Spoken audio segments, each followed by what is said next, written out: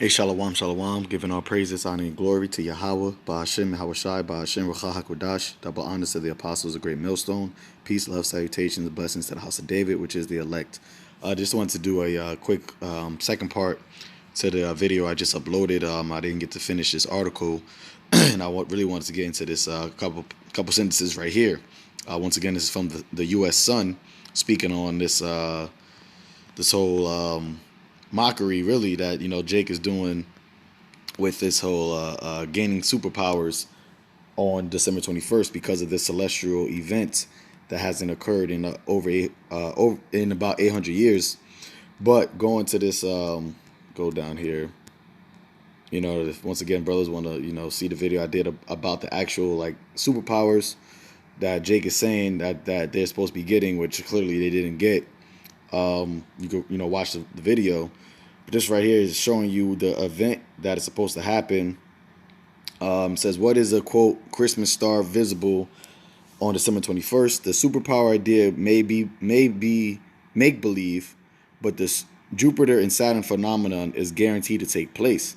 All right, yeah. And the thing is, the spiritual powers, what they keep calling superpowers, that's not make believe. All right, the time of Jake getting it is made up, but it's all spiritual, because once again the Lord is putting that vibration on the earth. All right, you got Jake making mockery of it, but they're going to be willing in that day when they see the men of the Lord actually receive this spiritual power, this superpower. They're not going to make mockery in that time, man. All right, and they're going to want to get down. They're going to be afraid. All right, you had a brother said that when the time really comes, it's going to be more frightening to them, to the ones that don't got it. And I thought that was and thought that it was a game, because this is not a game, man. All right, we're not joking around. We're not conspiracy theorists. All right, we have faith in the words of Yahweh Ba'ashem Yahushai, and that's really what has these devils afraid, man. The fact that there are men and women, but specifically men, that are wholeheartedly, undoubtedly faithful in the words of their power, Yahweh. Okay, because these devils know, as the scripture says, that the name of Yahweh is dreadful among these heathens. So these elites, pursuant to Revelation, let me get that real quick. Revelation 12 and 12, they know they have a short time. Revelation 12 verse 12. Therefore rejoice ye heavens, and ye that dwell in them. Okay, who is that? We are of, we're not of this world. We're from above, as Yahweh Shah said. So we are a part of the heavenly host, man. All right. You have the angels, Yahweh Shai. Okay. They're rejoicing because they're seeing, all these things are coming to pass. The end of this world. All right. Yahweh Shai's return is imminent. And we're rejoicing, man, because as the scripture says that our conversation is in heaven. So we're rejoicing by seeing all these things that are happening, all these prophecies that are coming to pass. It says, woe to the inhabitants of the earth and of the sea. Yeah, you low-level niggas, man. Okay? You ones that are mocking spiritual power, that thinking that this is a game, thinking that, trusting in Esau's system. All right? You're a low level, which is, once again, why Yahweh Shai said what? I'm from above, you're from below. I'm not of this world, you're of this world, I am not of this world. And we put on the mind of Yahweh Shai, man. So we have that same mentality. But it says, woe unto the inhabitants of the earth and of the sea, you low-level Israelites, and you heathens in general. It says, for the devil, Esau Edom, the deceiver, is come down unto you, having great wrath, because he knoweth that he hath but a short time. All right, Esau's time is running out. He has a short time. He has a few moments left, man. As it is written in the book of Job, that says that the Lord gave him a bound that he cannot pass. All right, so let me go back to this, and I'm going to go to this article real quick, because right here in this specific part, so it says the quote-unquote Christmas star is when two astronomical bodies meet in a celestial dome called a Great Conjunction, and this is basically the timeline of Saturn and Jupiter coming closer and closer together, where on today, December 21st, is going to be at its closest point in the heavens, in the sky. So it says...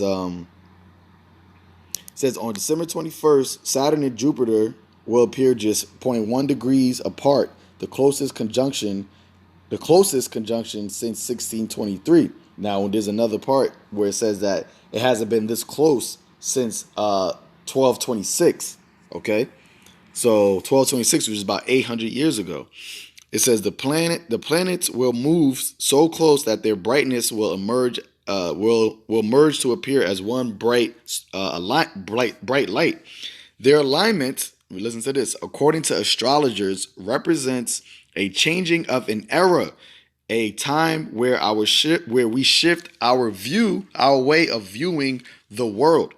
All right, and what is that? What is that? In the scriptures, it tells us that Yahweh Shai. What did he tell the disciples? Matthew 24, verse 3. And as he sat upon the Mount of Olives, the disciples came to him privately, saying, Tell us, when shall these things be? And what shall be the sign of thy coming and the end of the world? All right. So the end of the world is not the total destruction of the planet Earth. Okay. It says what? Completion, consumption, end. All right. So the completion of this current system, this current world. All right, because when you go into this word world in the Greek, it's eon, because you have three different types of world: eon, oikoumene, and cosmos. The word world here, eon, just means a period of time. Okay, a age. So we're coming to the completion of this age. All right, and the completion of this age is going to be accompanied by the return of Yahweh Shai, the sign of thy coming. So that's why these astrologers, which you have these left-handed, astrologers that Esau consorts with, to give them type of some information, all right, on the times that we're in, all right, and what they should do. All right, they're left-handed priests, they're musicians, they're astrologers, all right. And when the scriptures tells us that in the book of Isaiah 47, let's go. Where is it at? Yeah, Isaiah 47, verse 12, it says, Stand now with thine enchantments and with the multitude of thy sorcerers. All right, they're witches, they're warlocks. Okay, it says, Wherein thou hast labored from thy youth, because that's how Esau, he's always been, into, left-handed witchcraft, man. Okay, you got the Bohemian Grove, you got the Freemasons, all right? Esau, you had the so-called founding fathers of Babylon the Great, aka America, were Freemasons, man. You see? It says, wherein thou hast labored from thy youth. So from the beginning of Esau's, dominance, he's always been about, enchantments and sorcery. It says, if so be thou, that's why they do their blood rituals, their blood sacrifices, okay? That their skull and bones, all these things Esau, he labors in these things, and he works on the left-hand side with these things, man, his satanic rituals. It says, if so be that thou shalt be able to profit, if so be thou mayest prevail. And that's what this devil is doing. He's trusting, he's continuing to push all these things on the left-hand side through his witchcraft and his sorcery, because he thinks that that's his way of being able to profit. That's his way of being able to prevail and to stay in rulership and to ultimately bring in his ability to be a God on earth, be like the Most High, as it is written in Isaiah the 14th chapter, right? It says, thou art wearied in the multitude of thy counsels. Because you got all these, like I said before, the left-handed priests telling them this, telling them that, consorting with demons, consorting with Satan, and they're wearying themselves, man, because whatever they do, they cannot stop the prophecy of the elect waking up and calling upon Yahweh B'Shem Yahweh Shai. You go to this word wearied, it says what? Wearied, impatient, grieved, and offended. Yeah, and I remember I did a video a couple months back that I had a dream that I was at Jacob Rothschild's house, and I heard, and I went into his house, and it was like kind of like in a chamber basement, and I seen like black magic, on the walls, different type of symbols and signs on the walls and everything like that. And I went to another part of the basement, and I heard him talking to Satan, man, and Satan told him that you gotta, like, he basically was like, you have to hurry up. You gotta hurry up and do this. You don't got much time left, And Jacob Rothschild was all frantic and nervous, and he didn't really know. Basically, he was wearied in his counsels, man, because he was counseling with Satan, but Satan was telling him you gotta hurry up because you don't have much time left. The Israelites, the elect of Israel, is waking up. All right, so if you want to push forth the agenda, if you want to maintain your dominance on the earth, you got to move with these plans that I gave you. Okay, so he says what? Going back, it says, "Thou art weary, impatient, grieved, and offended in the multitude of thy counsels. Let now the astrologers, the stargazers, the monthly prognosticators stand up and save thee from these things that shall come upon thee." All right, knowing that he has a short time. Now, what does these astrologers say about this celestial event, this sign in the heaven that is supposed to be taking place today? Reading again, their alignment, according to astrologers, represents a changing of an era and a time where we shift our way of viewing the world. What does that coincide with? And it's no coincidence that the Lord, because it's all spiritual, even though you got Jake mocking it and everything like that, the fact that Jake is even that is being entertained, that Jake is going to receive spiritual power, all right, because of this celestial event. And the celestial event by astrologers represents a changing of an era. I speak as a man, but I speak as a spiritual man. That right there is a sign, all right, from Yahweh Bashim Yahushai, that we are coming into those times of that spiritual power, man. All right, and a changing of an era. Esau is the end of the world, and Jacob is the beginning of it that followeth. Okay, it says they got this bullshit with the Star of Bethlehem, which was really a chariot. But it says, however, not all Bible experts have accepted this theory. Other conspiracy theorists have linked it to the end of the world. All right, end of what world? Okay, the completion of this eon, this age. You see? And the Lord said that in these last days, all right, there were going to be signs in the heaven. All right, and these devils are afraid because they're looking at these signs too, but they're being dismayed by them. Now, let's get that real quick.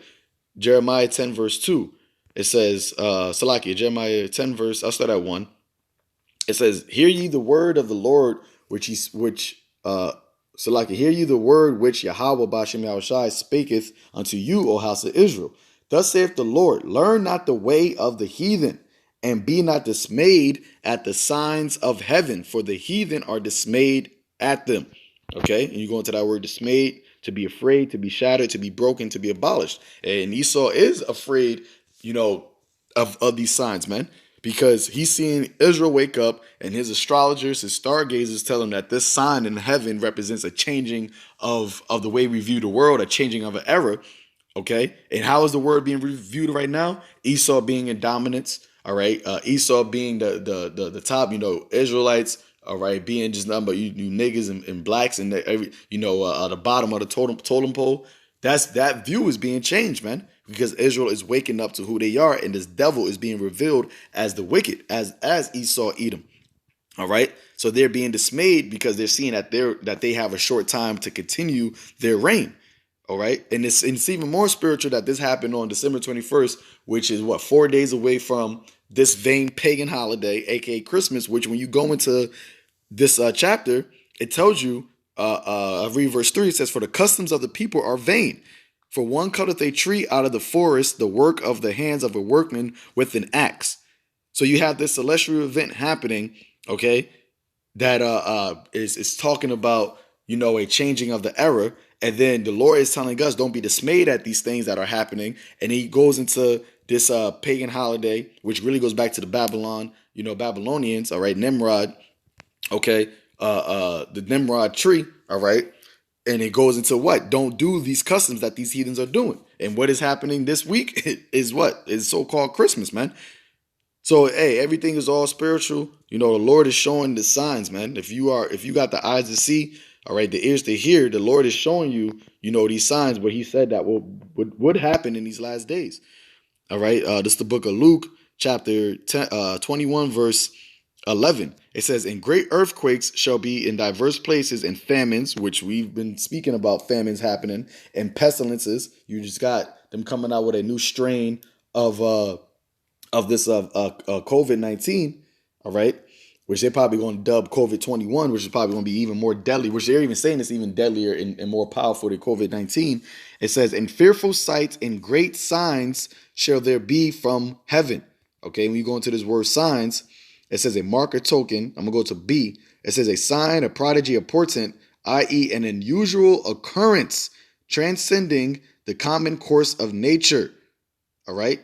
And this alignment of what they deem as Jupiter and Jupiter and Saturn, which those ain't even the real names of the planets. Okay, the Lord said He named the stars, man. Jupiter and Saturn are Greek gods, man. So we when and that's how you also know that we are living in Esau's reign because he done named celestial bodies that he ain't ever been to, and it's widely accepted throughout the four corners of the earth, as being these names, man. But when we get our power, and when this changing of era comes, when the end of Esau age occurs, those names ain't gonna be of these planets ain't gonna be what you know them as now, man. All right. But it says what an unusual occurrence, let me go back. It says an unusual occurrence transcending the common course of nature, because this is not something common that happens, in the heavens, man. Like I said, it hasn't been this close in over 800 years. So the Lord said that these things were going to happen, were going to take place. There was going to be signs in the heavens, and He's showing you, and He's showing us, man. So hey, brothers, hey, this is a time for us to rejoice. We're not supposed to be dismayed at these things. Esau is dismayed, man. His astrologers, his monthly prognosticators are telling him, things about to get, fucked up for him. He got to hurry up. He got to, implement his new order if he wants to maintain his dominance. But that's really just going to lead to his destruction anyway, man. So Esau's through, man. We got the victory. These signs that we're seeing, all these things that are happening. Yahweh Shah said that these things will take place, but He also said what? When these things come to pass, to do what? Lift up our heads, man. All right. Yes, I'm gonna get that. But I know it's over here. Yep. Luke 21, verse 28. And when these things begin to come to pass, then look up and lift up your heads, for your redemption draweth nigh. So our redemption is drawing nigh, man. So, with that, call Allah, Yahweh, Bashem, Yahweh Shai, Bashem, Rakak, Dash. Till next time, Shalom.